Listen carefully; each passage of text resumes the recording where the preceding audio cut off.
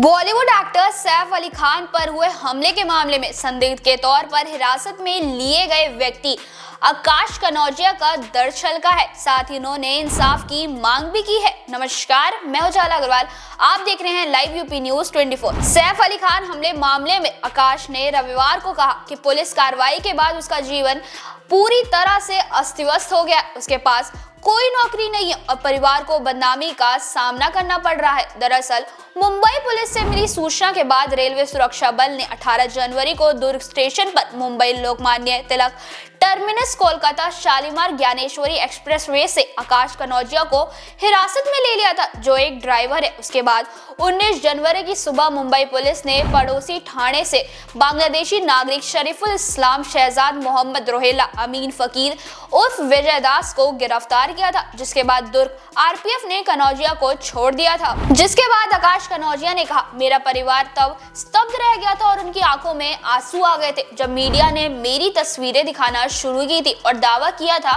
कि मैं इस मामले में मुख्य संदिग्ध हूँ। मुंबई पुलिस की एक गलती ने मेरी जिंदगी पूरी तरह से बर्बाद कर दी है।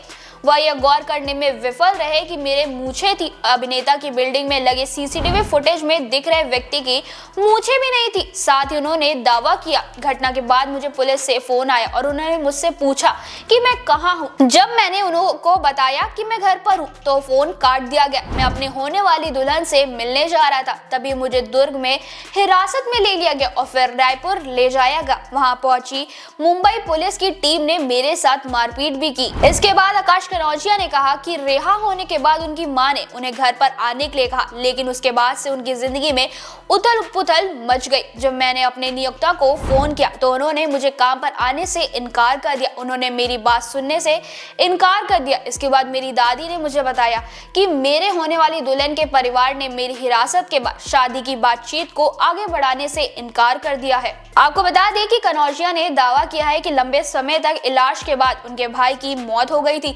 जिसके कारण उनके परिवार को विरार में अपना घर बेचना पड़ा था और कफ परेड की एक चौल में शिफ्ट होना पड़ा था। साथ ही साथ उन्होंने कहा, मेरे खिलाफ कफ परेड में 2 और गुरुग्राम में 1 मामला दर्ज है, लेकिन इसका मतलब ये नहीं है कि मुझे इस तरह से संदिग्ध के तौर पर पकड़ लिया जाए और फिर मुझे अधर में छोड़ दिया जाए। अब मैं सैफ अली खान की बिल्डिंग के बाहर खड़ा होकर नौकरी मांगने की योजना बना रहा हूं, क्योंकि उनके साथ जो हुआ उसकी वजह से मैंने अपना सब कुछ गवा दिया है। आगे कनौजिया ने कहा कि यह ईश्वर कृपा थी कि दुर्ग रेलवे स्टेशन पर हिरासत में लिए जाने के कुछ ही घंटे के भीतर शरीफुल को पकड़ लिया गया था।